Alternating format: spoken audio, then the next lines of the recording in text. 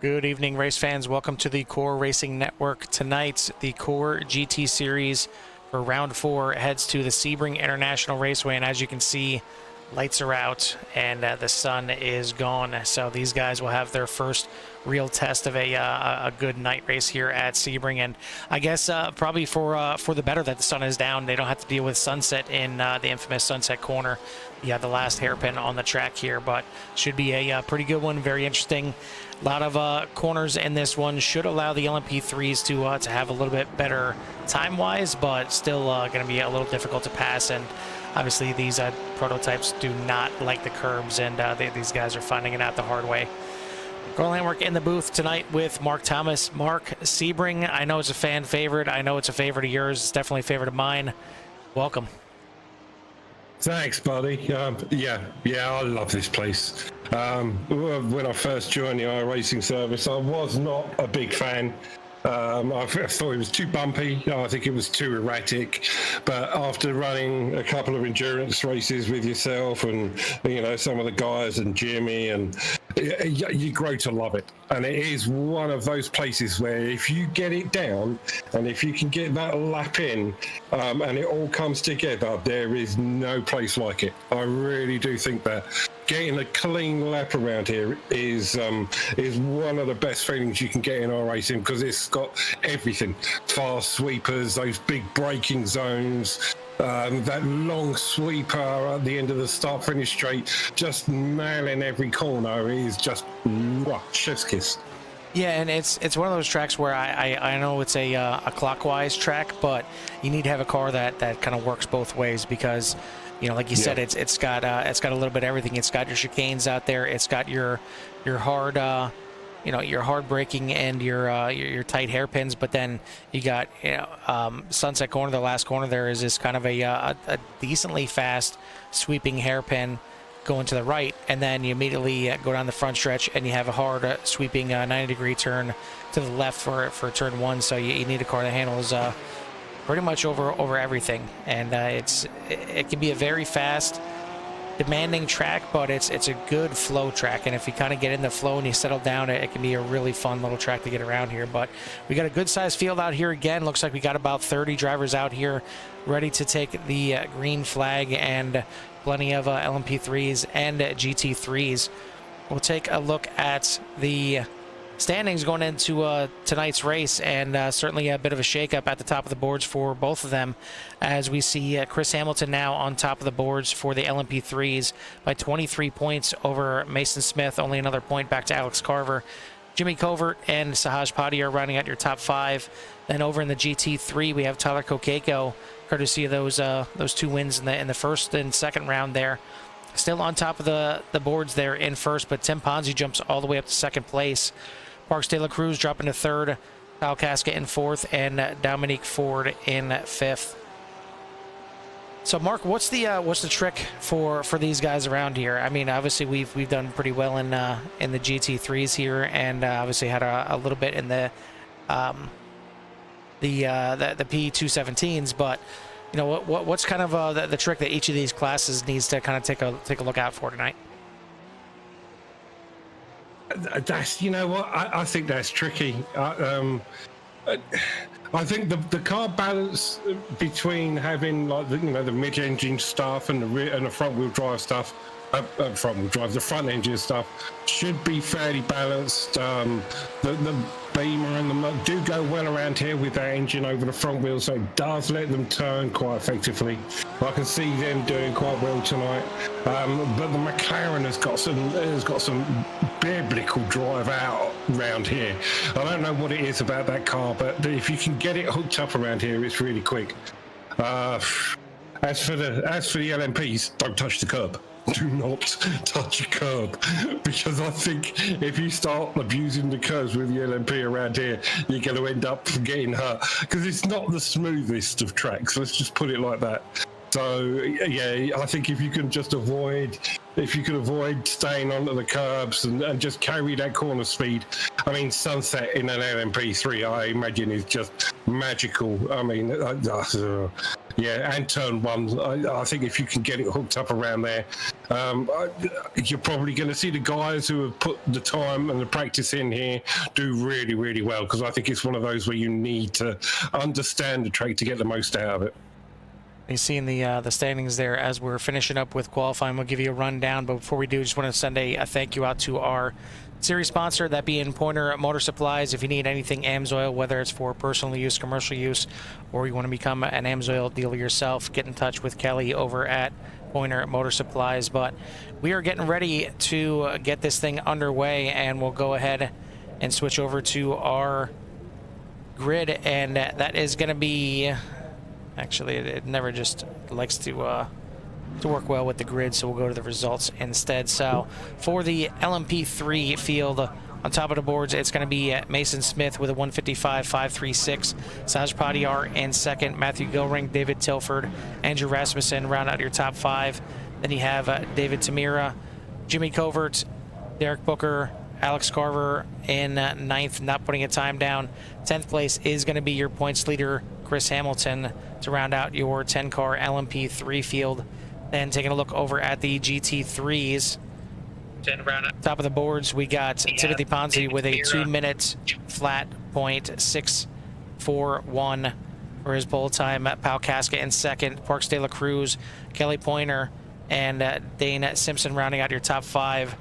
Then for the top 10, you got Mark Gonzalez, John Nominger, Derek Sherman, Dominique Ford, Josh Anderson. In 11th is going to be Mark Parkhurst, 12th Craig Potter, 13th Abhi Vishwasam, 14th Joe Morant, 15th AJ Chantry, and 16th is going to be your points leader Tyler Kokeko.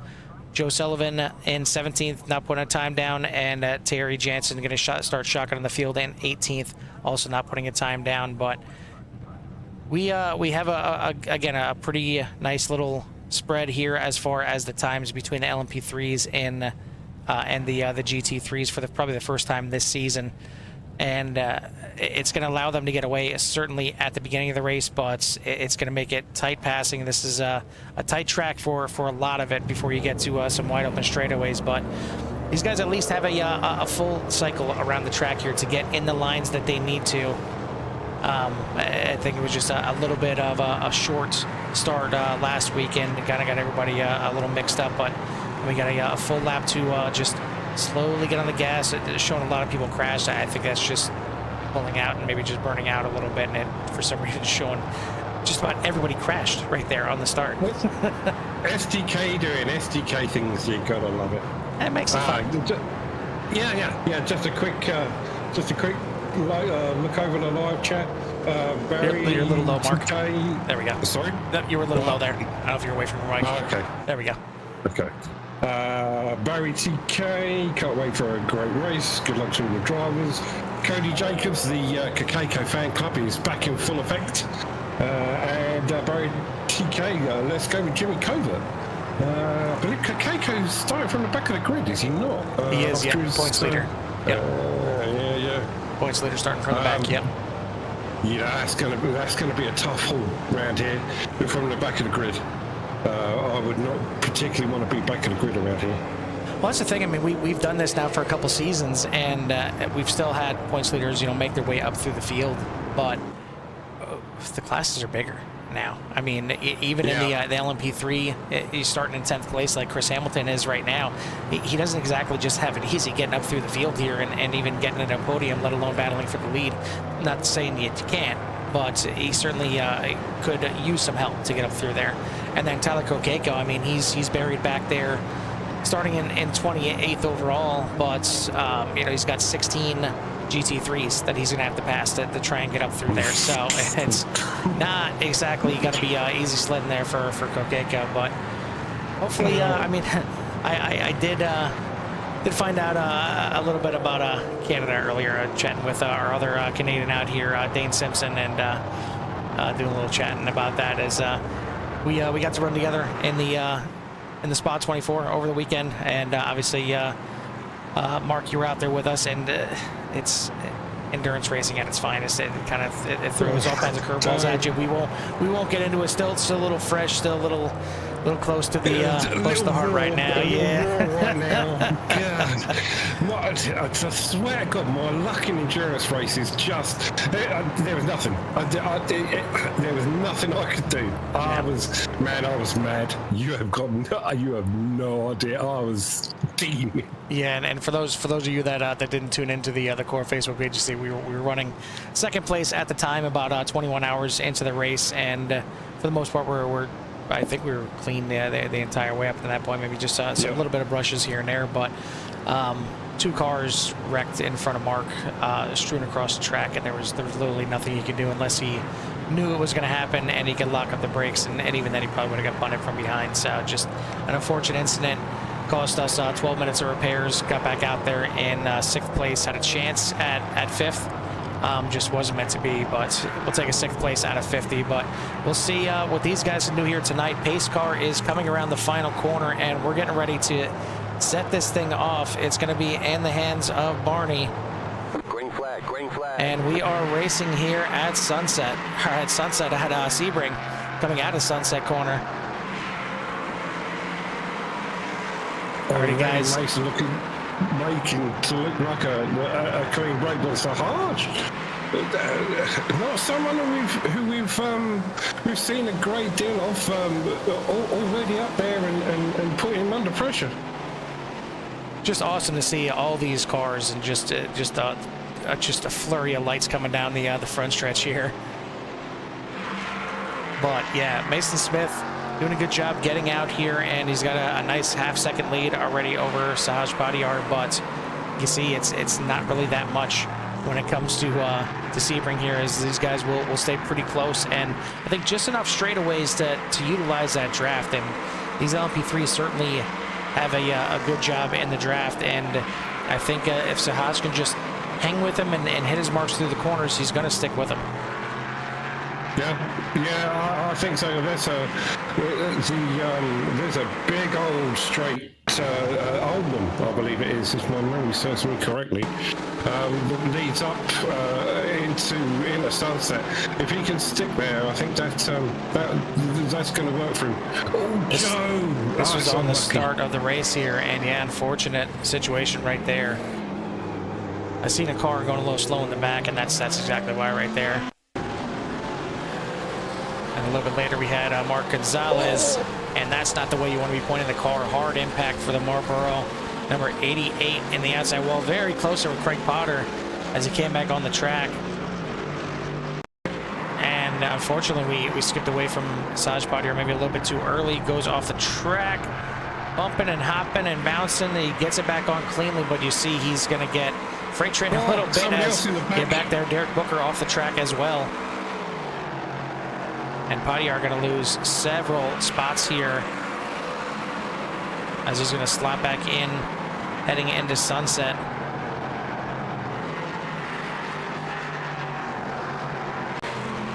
We go back live, and Padiyar back there in 6th position right now, so it's going to give Mason Smith some ample breathing room right now as he's out there to 2.9 second lead.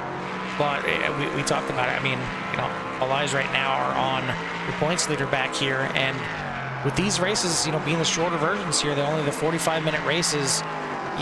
You don't have any time to just wait around. You have to try and get in there. You have to try and make your passes when you can. You see him get him up close to Jimmy Covert there, but not able to make the pass just yet.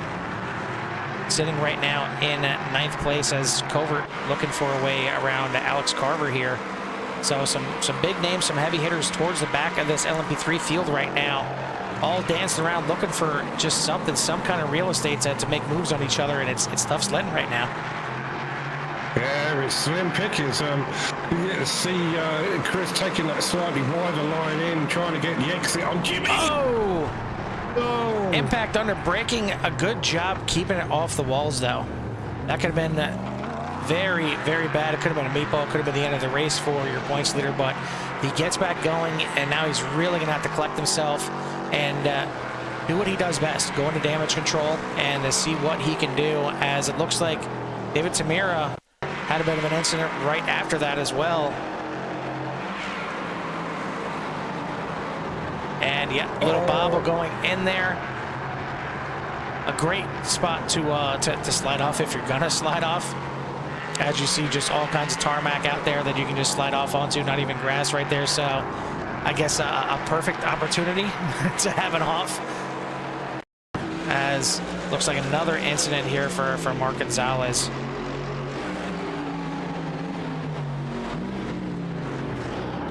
And this time just a little bit too much through the corner there, gets into Chantry. Both of them go off, and see if anything. Looks like both these guys just kind of waiting to get back on the track, unfortunately. I think you got to give Mark his due there. Knew he was, knew he was at fault. Waiting for AJ to come back on and slip back into position, even though it cost him like a huge amount of. Yeah, we got harsh. These guys are struggling a little bit with the handling on these cars, and I'm not sure how many of these guys were in the spot 24, but certainly these LMP3s handling a little different. You've seen that Rasmussen off the left there. He was already sideways and off the track when Sahaj came around there.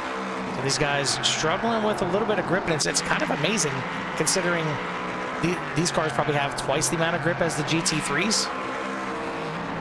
Yeah, but you've got to appreciate that it's corner grip and it's downforce, but it's ground effect a lot of it. So if you get a little wide and you break the seal between like the car and the ground, all of the downforce that you once had is no longer there. So yeah, that's why they have those big old massive diffusers at the bottom of the car, is to direct the flow from underneath the car to actually suck the floor down onto the track. Nearly every single one of these cars has got a completely flat floor pan, the LMP says. And you just look at all these GT3s that Rasmussen has to sit there and wait and watch go by, and this is just heartbreaking right here. You're just watching all kinds of time slip by. This was the second incident right here. You've seen a little bit earlier when Mark was talking, our other points leader, Tyler Kokeko, also having issues going off the track. So not a good night here for our points leaders so far, as Kokeko right now is sitting in, trying to see as everything's just getting shuffled around here with guys having offs and everything just going all over the place. But there's Kokeko, as I believe he's had another off, and yeah, switching to him at the wrong time here. He has another off, and we'll take a look at how this one happens. And Mark, do you think this is just maybe a little extra pressure on these guys? You know, being the points leaders coming in here and coming from the back, and maybe just pushing a little bit harder to try and get up through there, or do you think it's just the track fighting back right now? I think it's a little bit of the track being cool, not being grooved in.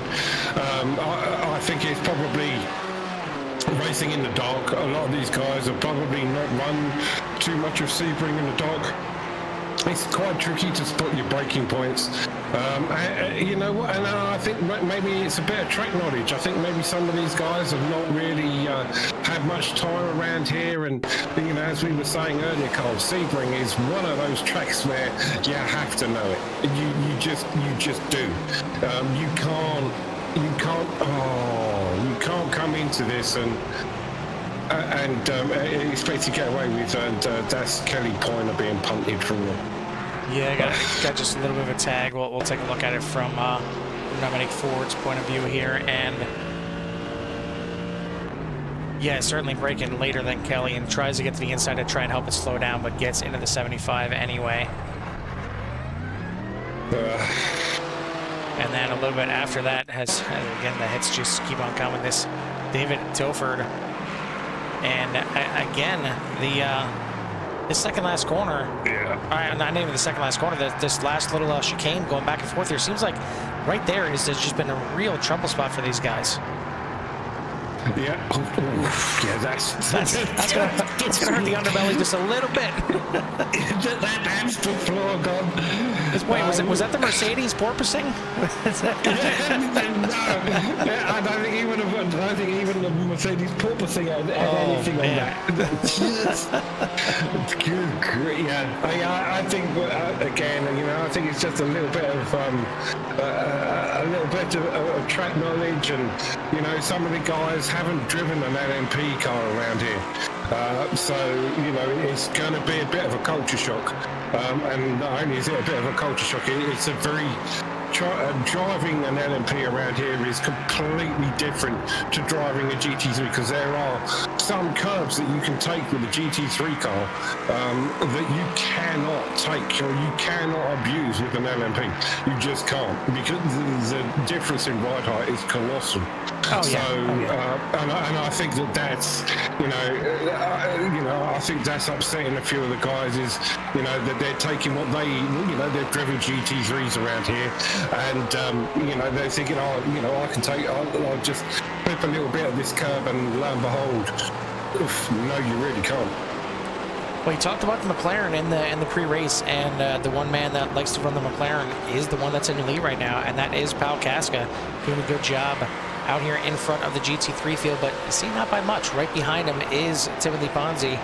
So we got a good battle on our hands, only 0.6 of a second in between these guys, as Jimmy Covert a little bit slow coming in the sunset there in the final corner, and got very hairy right there. Not too far behind these guys, only 2 seconds back, is Parks Taylor Cruz in third. Dane Simpson is in fourth. I thought he had been off there. No, it just reset there. And then John Nominger in fifth for your GT series. In the LMP3s, it is Mason Smith on top, Matthew Goring in second, Alex Carver, Saz Padiyar, and Christopher Hamilton has taken advantage of these other guys having some issues and has moved himself into fifth place. But you see, we're only 11 minutes into this race, and he's already almost 19 seconds behind Mason Smith. Yeah, that's going to be a big old mountain to climb, as long as Mason can keep it smooth. And I do believe that Mason has a fair bit of experience in an LMP around here. So yeah, I am not sure that Mason's going to be caught tonight. As much as you know, I'd like to see that happen for the sake of the racing and for the championship. Yeah, I think Mason might have this on kind of a lockdown. Well, I mean, you kind of expected it. One, because he's got the experience here, but two, I mean, you look at last week and kind of what that does to you. He came in there as the points leader. Obviously, him and Chris going back and forth. And Mason winning the first race at Canadian Tire, Chris finishing second, and then they flip-flop for the second race at Motorsport with Chris taking the win. So they were very, very close in points heading into Imola, and then Mason just kind of did not have anything go his way and finishes with 19 incident points, which is very unlike Mason, and back there in sixth place, where Chris goes on to take the win, which is what explains the nice points lead for Hamilton coming in here. And you know, I think this is Mason just getting his head down and exercising some demons right now. Yeah, trying to make a statement, I think, would probably be another good way of putting it. But the other thing that we haven't really talked about so far is, well, just what Mason's coming up to now is traffic. There are places to pass around here, but it's not going to be as easy as I don't think Mason's going to find out, because to come offline around here is not that simple. There's not a great deal of places that you can make clean passes, you know, down the big, down Almond Straight, and then coming into Sunset's a good one, especially if you're in an LMP, because you've got that downforce, you can make it work for you. But I mean, on the infield, I don't know, you know, Big Ben's coming into Hairpin, maybe that's you know, that might be a good place, or you know, a good one, you know, through Fangio into Turn 10 is another one. But you know, for the rest of it, you know, through Collier and Tower, I'm not sure that I'd want to be trying to make any passes through them. But you see, he's just coming onto the front stretch right now, and the majority of the GT3 pack is kind of in the middle of the infield. So he's still got some time, just kind of picking off some of the back markers right now. But got a bit of a gap right now. But I think you got to keep your eyes on the man that's now in second place. Started in 9th. Did not either he didn't put down a time, or he had some off tracks when he tried to put down a time in qualifying. But either way, started in 9th place, already up into 2nd. So Alex Carver doing a good job carving his way through the field, dare I say. Finds himself now in 2nd place, 9 seconds back. So we'll see if he can start eking into that lead a little bit and reeling Mason Smith in to make this a bit of a battle here. And certainly Hamilton would like to see that, but Hamilton's got some issues of his own. And this going into turn number 1. Losing the back end going in, and another spin, and this time saves it again. He's gonna have to wait to get it back going, and he's gonna get passed by a few of his competitors here. We have David Tilford and David Tamira both going by. But again, this right here, I feel maybe more than Tyler Kokeko is Chris just really trying to push, really wants to get up there, really wants to fight for a minimum of a podium here tonight, but he's got to get back into some consistent driving. And take a look back at our other man that was your points leader coming in, and you see buried in the back right now as he's had a few more off tracks, a few more oopsies, and car still looks clean for the 37 here, but Kokeko, for his fans out there, this is not a fun night. And speaking of the devil, yeah, just very close right there on both sides. Yeah, it's a little sketchy out here depending on where you spin, but gets it back going here. But yeah, you see, I mean, back there in 16th place right now, and some of the guys that are at the top of the points right now that we mentioned are right there, and you know, all in the top 3. I mean, Casca in 1st, Ponzi in 2nd, Parks de la Cruz in 3rd. Even have Dane Simpson right there in 4th. Dominic Ford is in 6th right now. So the rest of the top 5 are in the top 6. So this is not exactly what he wants to see as the points leader. No, Oh, very close to your overall leader there. That is Mason Smith. Making a pass around, but you see, I mean, these LMP3s, we talked about it, they have fantastic cornering, and they got to try and get it done either in or out of the corners, because right here when you get the straightaway is not that much of a difference. You see almost a drag race down the straightaway. I'm not even sure that what only on the brakes was that move made. Yeah, the straight line speed isn't a really appreciable difference. You know, in the tow, I mean, we saw it at Canadian Tire. There was some of the LMP, some of the GT3 cars were actually managing to pull up to some of the LMPs down the straight, because the LMPs make such a big wash with all their downforce and aero that if you can tuck up behind one of those LMPs down the straight in your GT3 car, you could actually manage to close a little bit of time down on one. This is your best battle on the track right now. This is the battle for 8th place.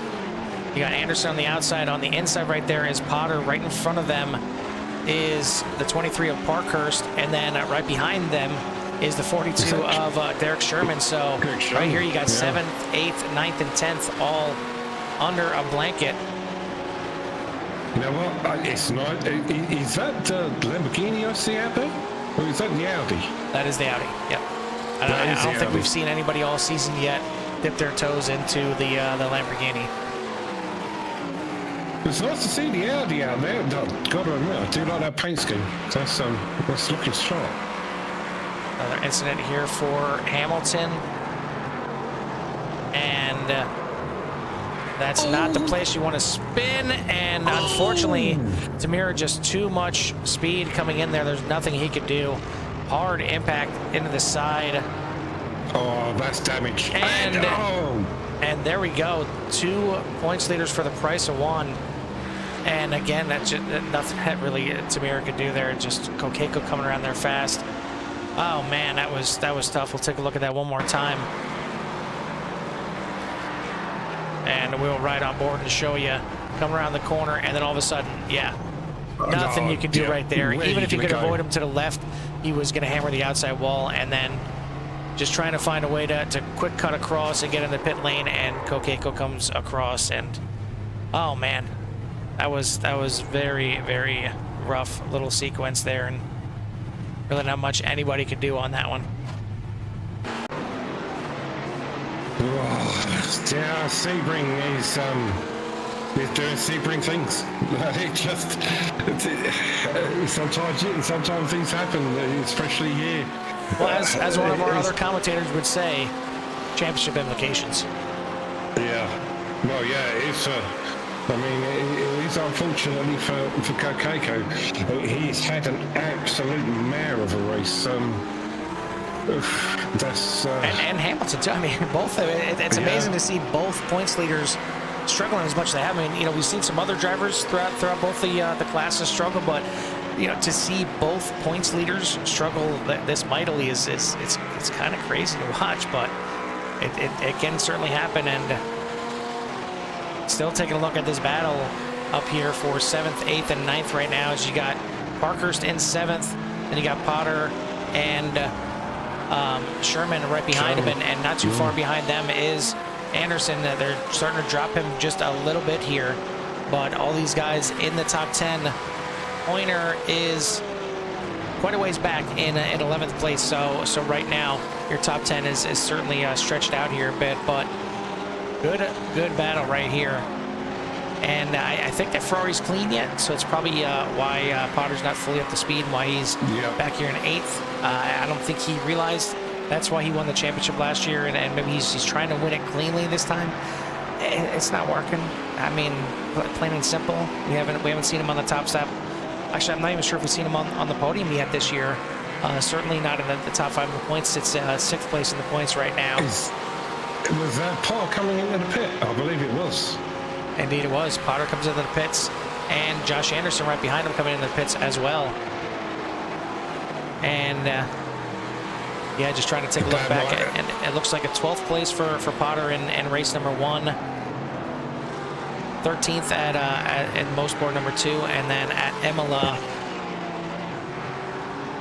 I didn't see. Oh yeah, 6th place at Imola. So not even a top 5 yet for the 616. So he's got to get some damage on that thing. He's got to get maybe the crew's got to come out there and take a front take the front off for him.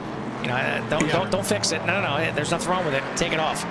yeah, I don't like running clean. Yeah, just take a hammer to the hood, do something. Yeah. That's it. That's it. Although I think this might be a good shot, because I think Potter might think that he had a little bit more pace than the guy in front of him. So he's come in, pit off, pit early, trying to get the undercut. You know, let these two batsmen, Parkhurst and Sherman go out, hammer and tong, hold each other up, and then find yourself a nice clean bit of track and put some laps in while you've got a bit of clean track, if you do have a bit of clean track. Looking over at the track map, I don't know, there's a few gaps here and there. I mean, you can probably find yourself in a little bit. Gosh, Sherman's so late on the brakes there. The Audi just weaving around a little bit on the brakes. Sherman obviously pushing that Audi real hard there, trying to stay with Parkhurst. See again a good spread of all different kinds of GT3s out here. You got a McLaren leading, you got Porsches certainly out there, you got BMW, you got Mercedes, you got Audi, you got the Ferrari out there. I think just about everything but the Ford and Lamborghini represented here. But it is the one lone McLaren leading this thing, and that is Pyle Casca. Go on, McLaren. Sorry.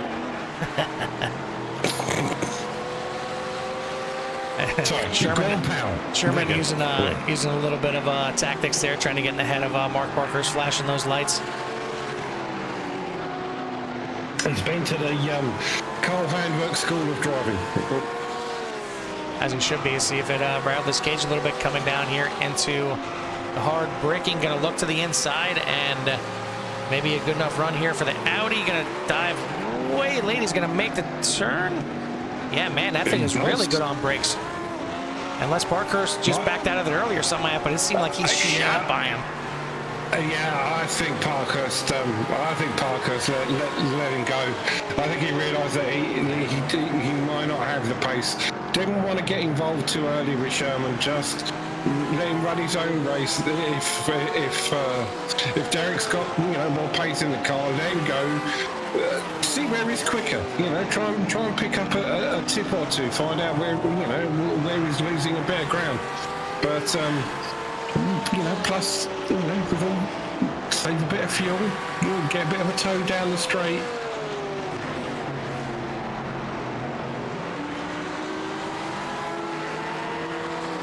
So we are 24 and a half minutes into this thing now, so just about just past halfway, and it's been certainly entertaining here so far, as looks like we may end up having a battle here pretty soon for, actually we won't have a battle for fourth place, as no, we will. I thought Nomier came in the pits there, but no, we got a bit of a doozy brewing up here at the front, as looks like third, fourth, and fifth are all on top of each other now. So we got a battle as an LMP3 comes up right behind him. But Parks De La Cruz in third right there in the 35. Right behind him is the 44 Nobinger, and right behind him is the 96 of Simpson, who's got an LMP on his outside right now. So I'm going to have to let him go on by and get back into the racing line here. But late move here by Nobinger, and a great move there to make it work,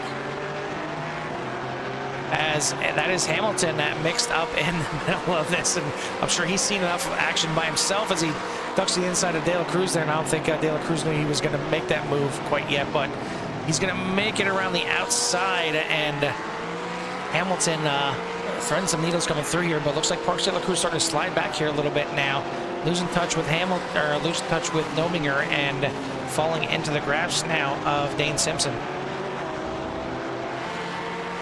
Yeah, I think having the LMP come past might have slightly put De La Cruz offline, and that enabled John to just take a little bit of pace and push on a bit. But this is going to leave John in a bit of clean air, and De La Cruz has got Simpson right up behind him, and with these two dragging each other up and down the straight, I'm not sure that John's going to be able to make a break, and I think that is probably right now is what he's going to want. He's going to want to try and break away from these two. And there's another bit of light flashing there. Oh, then they're pitting. Oh man, all three coming in the pits, and look at Dane getting everything he could coming into the pits right there. So Powell in the pits, Ponzi in the pits, Nobinger, the top five are in pit lane. Sherman now coming around here. He's coming in too. And he's going to be coming to the pits as well. So it is getting very busy in pit lane. Dominic Ford already came to pit lane.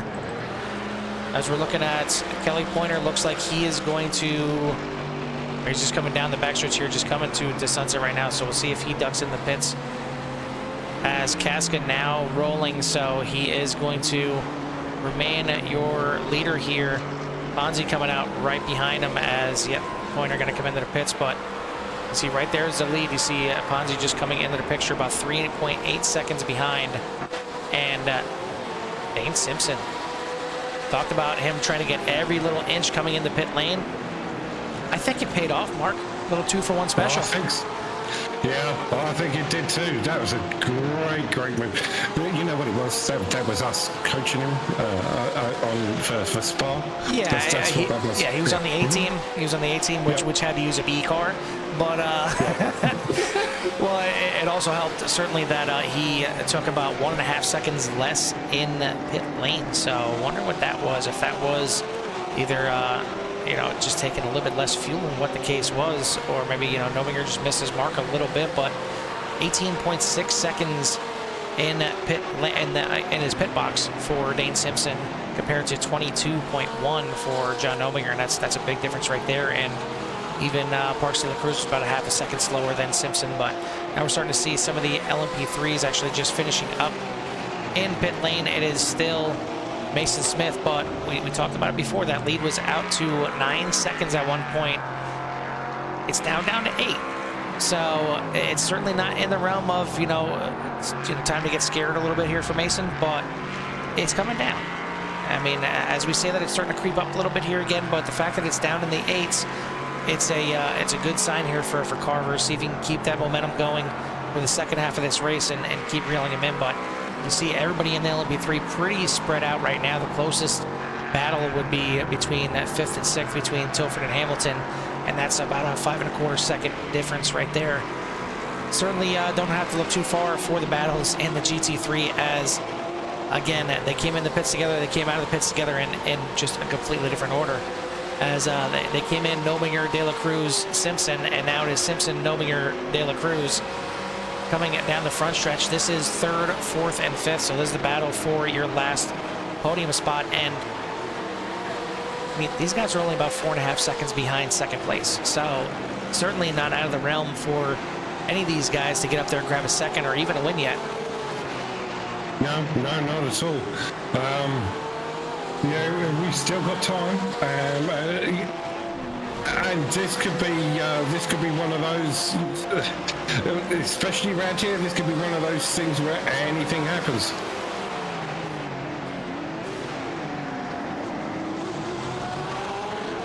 It's just, I mean, watching these cars, and especially a big group of them at any track, is great. But when you turn off the lights on the track and you turn on the lights on the cars and you see them all driving together, just something about it that night racing with these GT3s, yeah. It's something special, and it's awesome to just look at and watch. And I mean, it damn near gave me chills just on the initial start there with watching all the GT3s coming down the front stretch and just a long train of them. It's an awesome sight to see, and even the LMP3s out here too. So hope you guys are loving the action out here. I know myself and Mark are for sure, but if you haven't done so yet, please make sure you hit that like and subscribe to get you in tune with everything that CRN has to offer, and help these guys out and build up the popularity of this series here, because it is certainly doing that by itself. I mean, if you're one of these drivers out here, this is a popular series here in Core, and I mean, we've been having some great turnouts. And if you fancy yourself a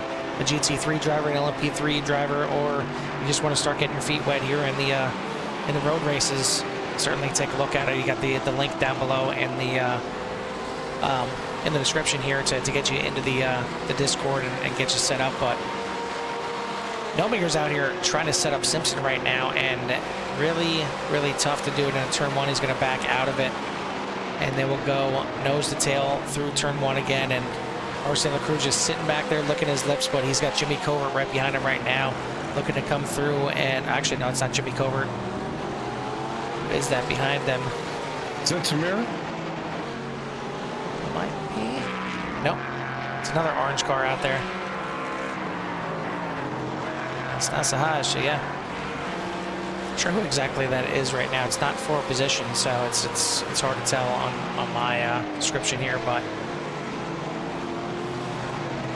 I will tell you one thing, and that is, if you're looking for Tyler Kokeko, his night is officially over.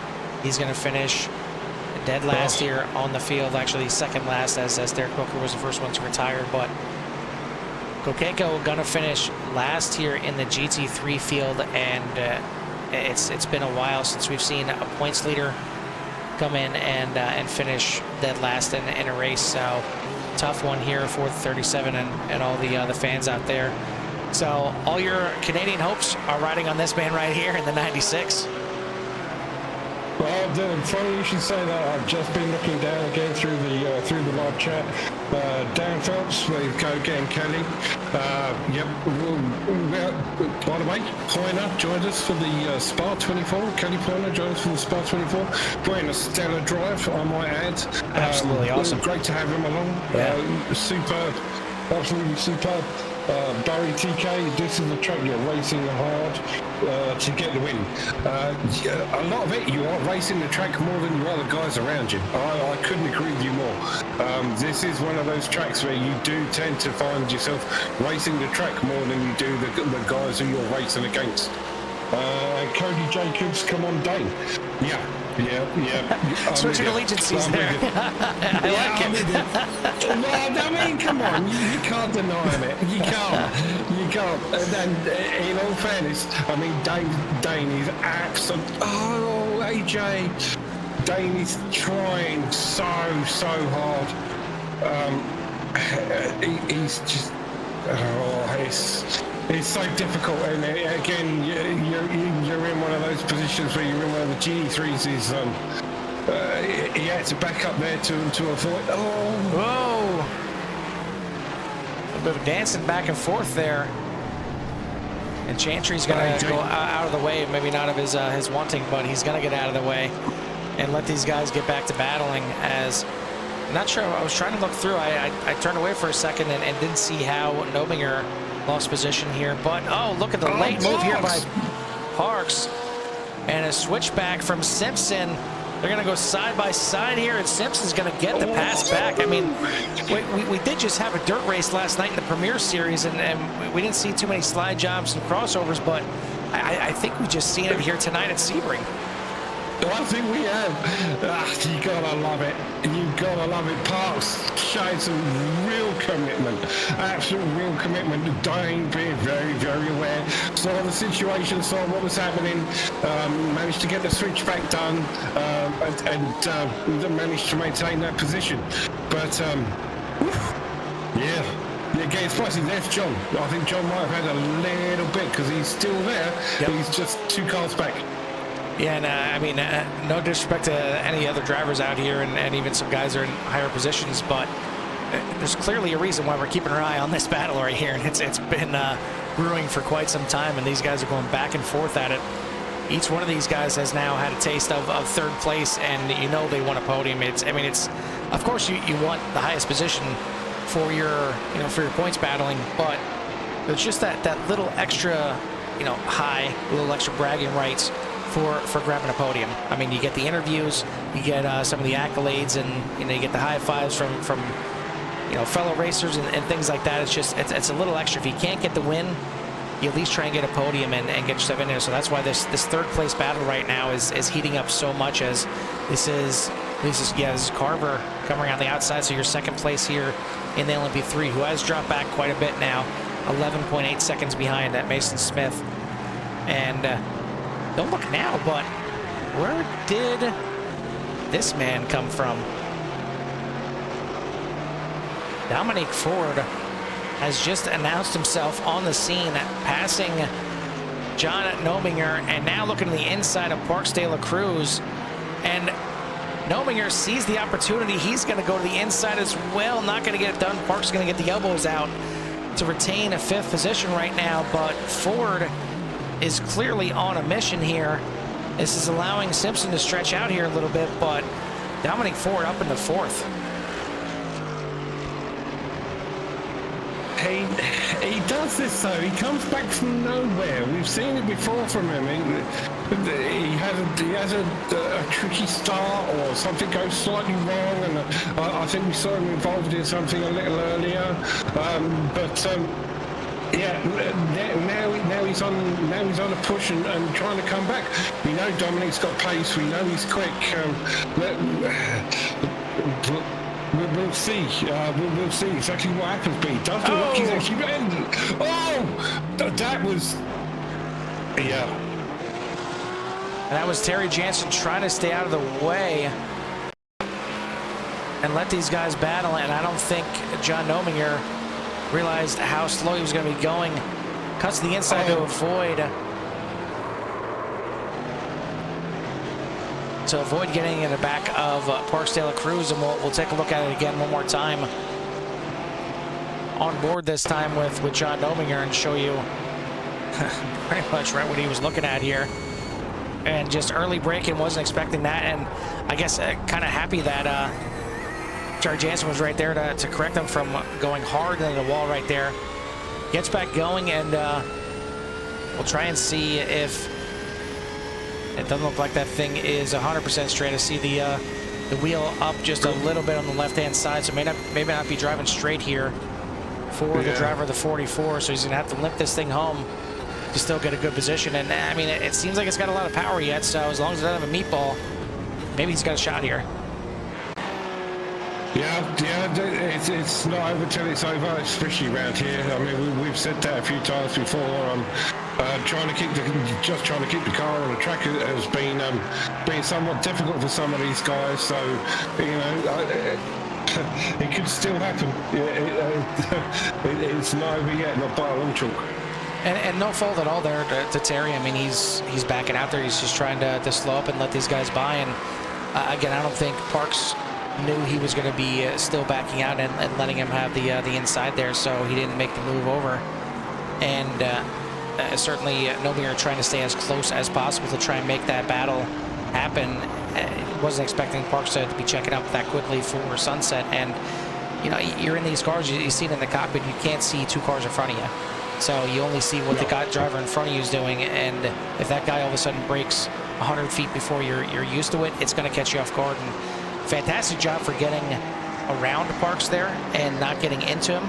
That could have been a 3-car damage right there. But it looks like he's going to bring in the 44. Hopefully he's got a faster pair, be able to take that and get back out there. But tough one here for Nobinger, as he's going to bring it in, and certainly no fault to himself. But take a look at the man up here at the point here in the GT3, and that is Pal Casca just doing his thing. And there's been so much action out here tonight. We're down to 5 minutes left, Mark, and we didn't have a chance to do Love to Hear It. I mean, these guys have been putting on too good of a battle. Yeah, that's... I'm a little disappointed, I've got to say, because I was going to bleat on about how the McLaren and Powell are doing, and how good it looks out there and all the rest of it, and we just haven't had the opportunity because it's just been so much happening throughout the rest of the field. But that's not a bad thing. I'm not saying it's a bad thing. I think that's a good thing, because it just goes to show just how competitive this series is, and how good some of these guys are doing, and how close some of the battles are, and they are really close. When you look at some of the battles that we've seen, and okay, we've got some of the guys out there who are absolutely who are a big distance away from the rest of the field. So it looks like it's been one-sided, but it really hasn't. Not at all. So we are now under 4 minutes to go in this race, and Mason Smith has got a lockdown in the LMP3. Looks like Casca has a lockdown here in the GT3. Still up for grabs for the podium spots there in the back half here, as Dayton Simpson right now holds on to third place, but not too far behind is Dominic Ford, only 1.4 seconds back. You see him right there, and right behind him is Parks de la Cruz. But Chris Hamilton still in damage control and trying to get himself a top 5. You see 5th place is right in front of him. That is David Tilford, and would love to get up into the top 5 to try and feel like he's at least salvaged something here tonight. But Tilford, again, another guy that raced with us in the Spot 24. We had 6 guys out there. Tilford doing a phenomenal job before his internet just decided to give him the middle finger, halfway through his stint, and apparently it did it to the whole neighborhood for a little bit, but got back out there and got some laps in. And right now, he's trying to hold off a very fast Chris Hamilton, but it's only, speaking of internet issues, Chris blinks out there for a second, but only a half a second difference right now. It's going to be tough to hold him off, even though there's only about 2 laps left in this thing. Yeah, I mean, especially where they're coming to now, they should be. Who's this to? This is Mason right now, just trying to look and see if this is going to be the final lap here or not. Can we see Barney? That's what I'm trying to look for Barney. I don't see him. Might be taking a nap here again. We just don't have a camera on Barney. Other than the front stretch, as that was Jimmy Covert going around right there. It's so tough. Oh, yeah. Yeah, if Barney's there, sure. he's in the background. We can't see him right there. Typical. Typical.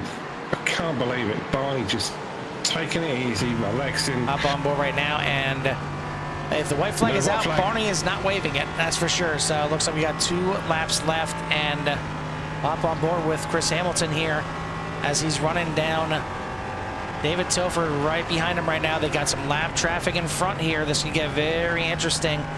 Takes a little bit wide to cut in here and get a good run as Tilford plenty wide, but Hamilton sliding through the corner right now.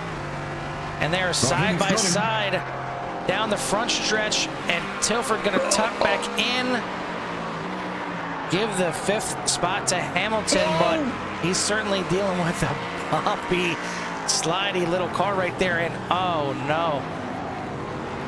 I think we had a bit of an issue here.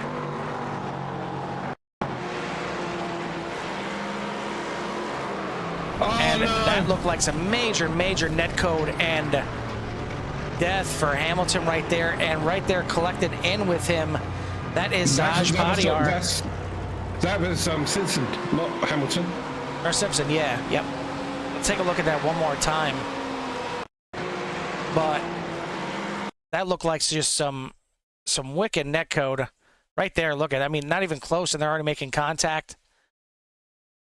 So 3rd place in the GT3 and 4th place in the LMP3 both go off.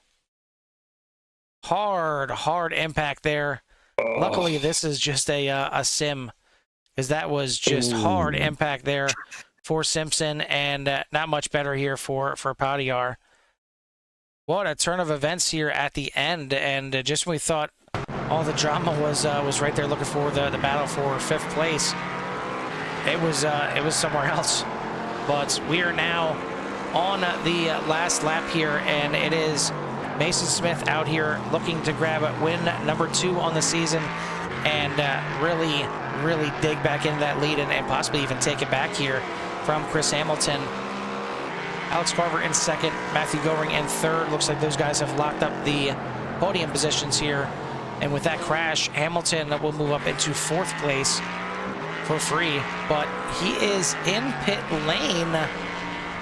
Is he not going to make it on fuel? He crosses and takes the white flag, or is this maybe a drive-through for too many incidents? No, he is coming in, and needing to take a splash of fuel. It's going to cost him 5th. Will it cost him 6th? Taking a look at Tamira coming around right now, and Hamilton is going to get out. He's in turn 1 now already, so he's going to fall back to 5th place, and that's where he was, I guess, going to finish anyway, barring the incident there between Simpson and Badiar. But I mean, a nice little gift here for Tilford, as he's going to finish up there in 4th now. But Mason Smith is going to get it done here at Sebring International Raceway. A great win here for the 6. Certainly a nice bounce back after the devastating race at Imola for him. Seen him just get nothing and like it there. But a good run here for Alex Carver. Certainly going to help him out in the points, as well as he's got a good battle between him and Mason, as well as Chris, and he's going to come home in 2nd. Good run for Matthew Goring. Haven't talked about him really at all this race, and maybe that's what we got to do to help him out. Maybe just, you know, any kind of talk just screws him up. He gets that broadcaster's curse. But coming home right behind your winner here in the GT3, that is Pal Casca. But good run here and a good podium for Matthew Goring, grabbing 3rd place here in the LMP3s. David Tilford gonna end up grabbing 4th place as he's coming into the final corner right now. And honestly, I think we gotta watch these guys cross the line just to guarantee it. But Hansi gonna finish in 2nd. Dominic Ford gonna grab the 3rd spot in the GT3. Marcus De La Cruz in 4th. David Tilford gonna grab 4th in the LMP3 class. What a race, Mark. I mean, I said it when we got to 5 minutes left. Like, where did this race go? Like, I mean, it was just amazing how quick it was over, and we just had battling going through the entire thing, and didn't get a chance to do the love to hear it or anything, but I think it was worth it. Oh no, it was definitely worth it. Just way too much happening all through. There was no break. As soon as you thought we were clear to have,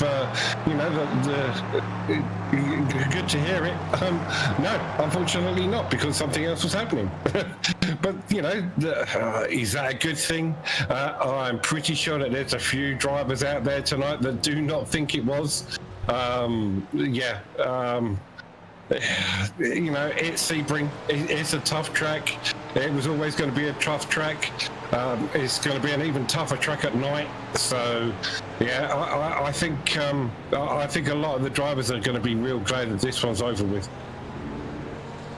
Yeah, I mean, the rest of the schedule doesn't get any easier. I mean, a lot of guys look at this as a possible opportunity. A lot of people had some interest in this race, some experience in this race, and just some feel and comfortability at this track.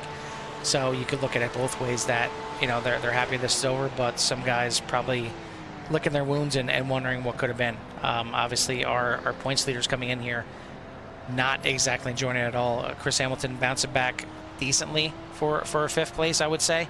Could have had a fourth had he taken enough fuel.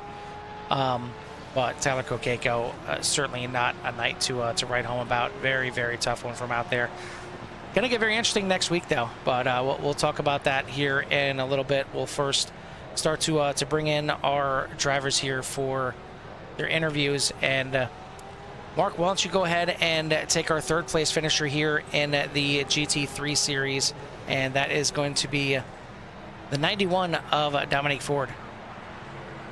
Dominic, Mark up here in the booth. How are you, my friend? Doing all right after that race. Doing really good. Yeah, that looked challenging out there tonight. Yeah, it was a little bit.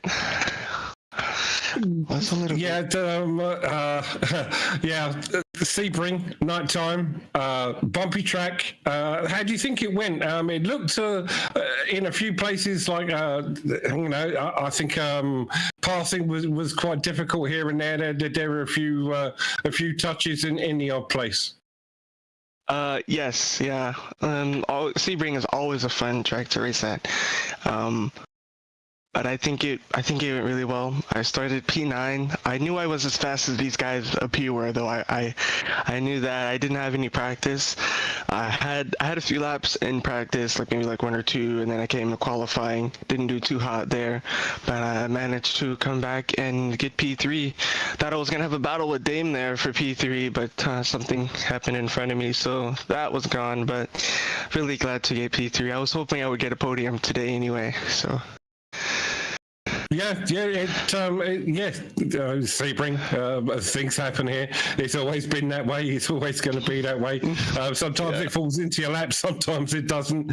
But still a great race, a great consistent pace from you here tonight. Do you think that was what made the difference, trying to, staying out of trouble and being consistent?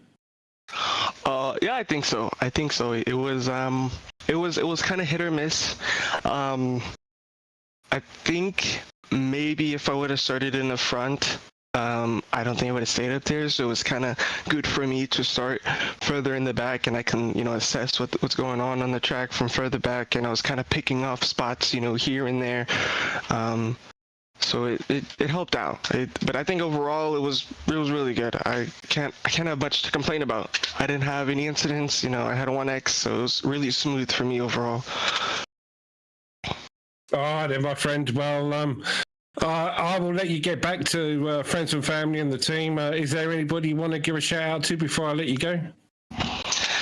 Not really, but always, like I say every time. Thanks for you guys hosting the race. Coming out here, spectating. Doing a broadcast, doing a great job like always. Keep up the good work. And I'll catch you guys at the next race. All right, then, my friend. Have a good one, Dominic. You too. At your third place finisher here in the GT3 class, the 91 of Dominique Ford, and now bringing the guy that came in runner-up here, the 46 of Timothy Ponzi. Hey, how are we doing? Mark up here in the booth. How are you, buddy? I'm doing well. How are you? Yeah, very well. It looked like a very quiet race for you tonight. We didn't really see too much of you. You were just out there putting your laps in. Super consistent run from you tonight. How did you find it? How was Sebring in the dark? It was surprisingly. I don't know. I just wasn't feeling it tonight. I mean, I don't think I had anything for Powell. He ran a hell of a race. I was tagging along with him there for a little bit, and he just started pulling away. And first, I didn't want to push it, make a mistake, so I just put my laps in, and I'm happy with a second.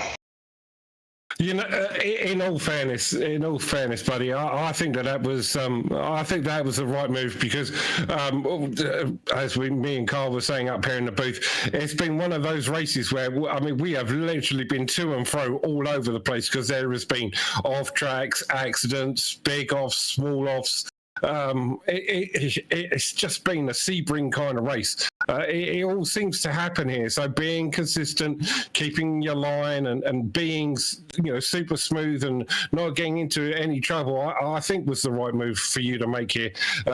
Did you go in thinking that was going to be the plan, or did you go in thinking, I can make moves here, and this is going to be, I think I can make this happen? Actually, I did come in here thinking I was just going to make the best of what I could. I thought there was going to be more pace when I started qualifying and during practice. I thought we were going to be in the 59s, some guys, but I was happy to see they weren't. But yeah, it's like I said, I'm happy with a second. Powell ran a great race. Tip of the cap to him. You look a little more comfortable out there tonight than you did last night. Yeah, a little bit. Just a little bit. I want to like the dirt, man. Them 410s are wild. Yeah, even so, it was still a great run from you tonight. Second place, you're there or thereabouts. I wouldn't be too disappointed. You certainly seem to be showing some of these, some of these GT guys how it should be done. So, all credit to you. All absolutely. Superb run from you tonight. Oh, thank you very much. I'm definitely looking forward to Monza. Yeah, Monza should be. I think Monza's going to be a little bit more interesting here. Monza's one of those tracks where I think it's probably going to bunch the pack up a little bit more together. But even so, still a good run from you. Is there anybody you want to give a shout out to before I let you go? Certainly. Thanks, guys, for what you do, for putting this on, and a shout out to the wife. And unfortunately, my brother couldn't make the race tonight. He was picking up his son from the Pittsburgh airport, but he'll be back at it next week. All right, there, Timothy. Good to hear from you again. Hopefully, we'll see you again next week. All right, thanks, guys. At your second place finish here tonight in the GT3 Series of 46 of Timothy Ponzi, and quite possibly your new points leader after everything gets shaken out here with Tyler Kukeko finishing so far back. So he might be looking forward to Monza right now, but I think once he sees the point standings and sees he's going to be starting in the back, may not be looking too friendly at it. But either way, it's a good finish here tonight for him. And now we will bring in the man that just could not be touched here tonight, got the lead from the beginning and didn't make any mistakes. Kind of makes winning it that much easier. But the 221 of Pal Casca. Pal, Mark up here in the booth. How are you, my friend? I'm doing good. Yeah, it certainly seems that way. I've got to admit, between you, me, and all of the people who are listening, I was cheering for you. Not just because you're driving the McLaren. Mainly because you're driving the McLaren, mainly because he's driving the McLaren. I love the McLaren, and it's good to see it out there and doing what it's supposed to be doing, and that's leading out the front. I'm just saying. But Pal, what a race from you tonight. From the start, absolutely on a different level, super smooth, super clean, just an absolute clinic put on tonight from you. Yeah, I was just taking every single corner one by one. I wasn't focusing on anything else, really. I was just like, this corner, take it this way. There's the apex, and go. I mean, Yeah. no, Yeah, I think the McLaren likes it that way. But super consistent, no mistakes, very smooth, very clear, very concise. Was that the plan going in for tonight? Did you actually come in here with a plan, or did you just come in here and see, what's going to happen and how everything's going to drop, and then just take it from there? yeah, I mean, I was just hoping to get one of the top spots on qualifying and just go from there. I didn't really care on what position I was going to finish in. Well, first is a pretty good position to be finishing in. So It is. I wouldn't be too upset with the way that it panned out for you tonight. We were just talking to Timothy Ponzi. He said that he didn't really have anything for you tonight. You're obviously the class of the field. But Monza next week, how are you feeling about Monza? Monza's another flat track, so it should be pretty good for the McLaren as well. All right, then, my friend. Well, I will let you go, but is there anybody you want to give a shout out to before I do? Shout out to you guys. You guys do an awesome job. And shout out to my team, 2-on-2. And that's about it for now. All right, then, my friend. Pleasure having you up here in the booth. Once again, congratulations on the first place. A superb drive from you tonight, and we'll hopefully speak to you next week. Thank you. And your winner here in the GT3 class, the 221 of Pal Casca. Now we turn our sights over to the LMP3 field, and a bit of a surprise, and maybe I think best way to put it is it's about damn time for the 95 Matthew Goring. So didn't really see it too much out there. Didn't really talk about you too much. I mean, there's a lot of stuff going on out here, but then all of a sudden you look at the standings at the end of the race, and you bring this thing home in third. So welcome to the booth for the podium. But I mean, talk about your drive out there. I mean, it's obviously super consistent, and you had some help from some other guys having some mistakes, but I mean, you drove your own race and you did pretty damn well doing it. Thank you. Yeah, pleasantly surprised at this one. Sebring probably isn't one of my favorites, but just put the laps in to be consistent on it, and was pretty much on my own race tonight, just weaving through lap traffic. Yeah, and that was kind of going to be my next question. How was it dealing with the traffic out here? I mean, it's finally a track where the LMP3s are faster considerably when it comes to lap times, but that's because of all the corners here.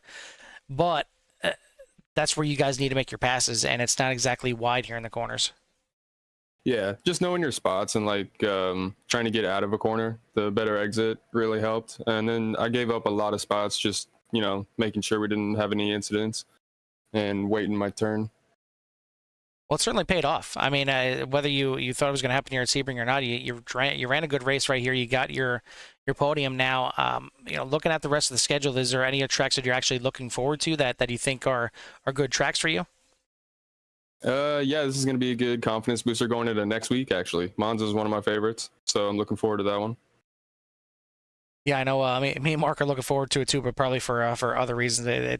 It could get very, very interesting. Let's just put it that way. I mean, it's going to be a tough track, and some good long straightaways there give you opportunity to draft. And how do you feel like these cars handle the draft? I mean, is it a passing opportunity? It depends. I would say I probably haven't been in the draft too much to notice it. I mean, you can definitely pull up next to somebody. Well, hopefully, at least for your sake, in class, you'll be able to do so. I'm almost afraid of how much the GT3 draft is going to kind of stay with you guys. But either way, a great finish here tonight, grabbing your podium here, and maybe kind of kickstart this season off and get a little bit of roll going here. But before we let you go, anybody you want to give a shout out to or thanks to? Shout out you guys always, core drivers. Thanks to everybody that shows up. Thanks to everybody that watches, share and like. And actually want to give a shout out to my mom, who's been in the hospital for the last few months. So shout out to Mama. And hopefully this is one of many podiums. Had a little slow start to the season, but let's ramp it back up. Absolutely. Well, congrats on your finish here tonight, and certainly thoughts and prayers out to your mom there from the CRN family. But we'll let you go and celebrate with the guys, and maybe we'll be talking again next week. Thank you, sir. You guys have a good one. You too. That was the third place finisher here in the LMP3, the 95 of Matthew Goring. Now your second place finisher is going to be the 79 of Alex Carver. And Alex, I guess first question to start off, did you try and put a qualifying lap down, or were you reserved just kind of starting from the back? No, I tried to put a lap down. I thought that we were like able to do, if we crossed the line before it hit 0, I thought we were able to finish the lap, but I was wrong. Yeah, and that could have potentially cost you the win here, as you certainly made your way through the field. I mean, you started in the back, and Hamilton started in the back, and we were kind of keeping an eye on Hamilton just being the points that are coming through, but he kind of stalled out, where you were able to make it through just a lot quicker, and all of a sudden you were up there in the second place. By that time, you were about 9 seconds behind Mason Smith, but did you feel like you had enough of a car under you to make a run at him? I mean, if we started on front row together, it might have been close, but I shredded my tires, so if I would have shredded my tires had I qualified good, then it would have been the same result, him pulling away, you know. Either way, another good run here tonight, another podium, another good points night, and really getting tight at the top now, as Chris finishing back there in 5th place.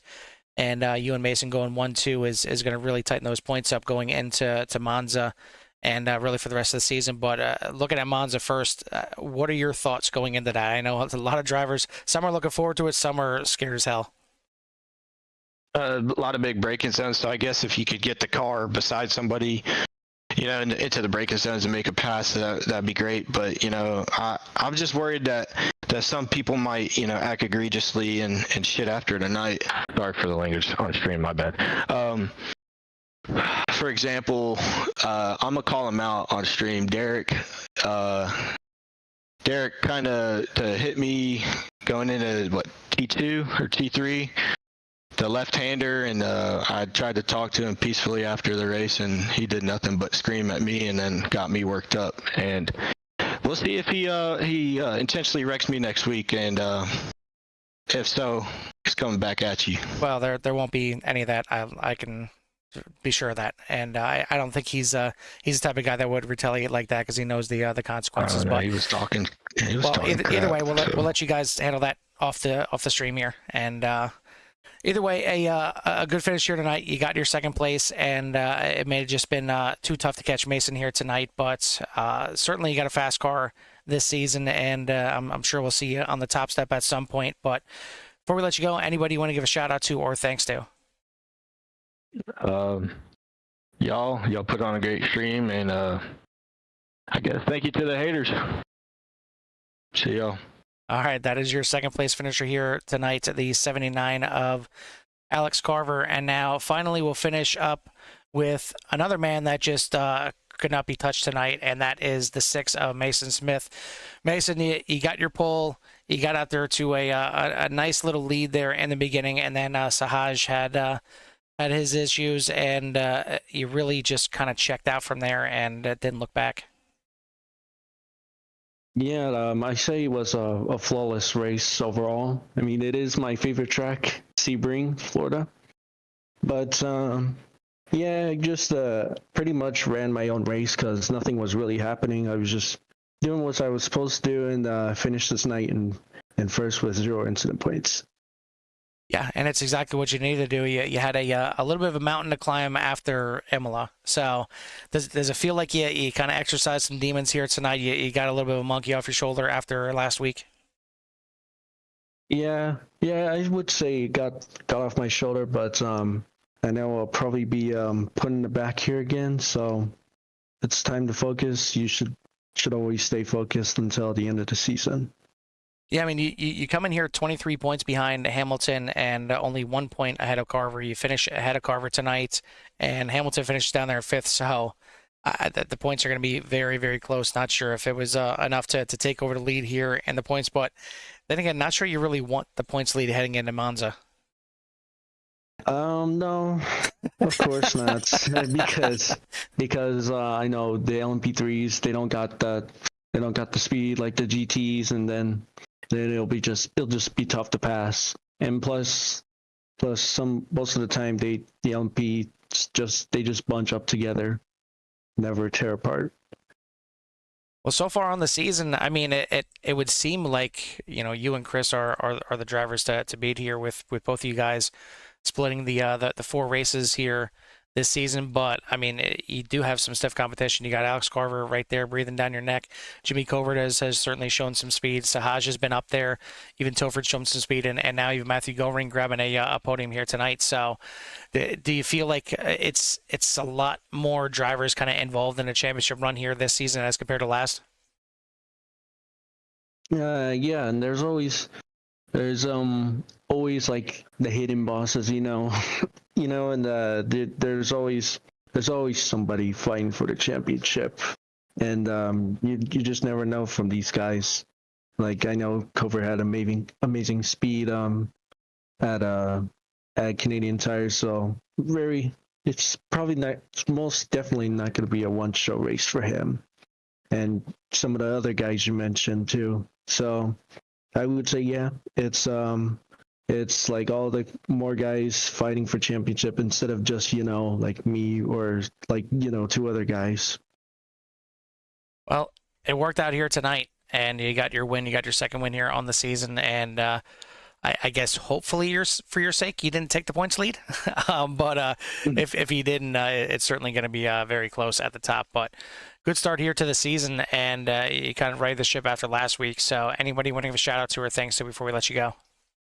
Absolutely to you, the broadcast, and to the participation level of competition, and, you know, just participation overall in this series. So thank you.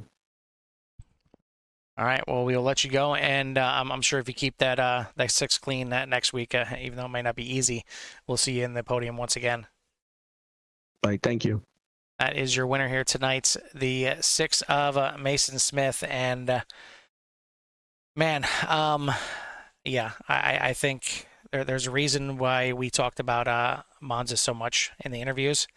It's been lurking now for quite some time, and it's a track that just about everybody knows. You know, in a lot of forms of racing, especially in, you know, your Formula One and things like that, you know the track, and it's been around for so long, and it's in so many different, you know, even video games and things like that, that you probably had a taste of Monza at one point or another. But these guys get a taste of it next week, and I'm wondering how it's going to go, because we said it how many times that these cars, both between the 2 classes, the LMP3 and the GT3, already so close together as it is, and now you put you know, the 2 long straightaways in there, and really some fast sections, not really too many corners at Monza, which means they're really going to be tight together, and it's a little wider at some spots, but it's another track where you may have to make some aggressive moves to get by some guys.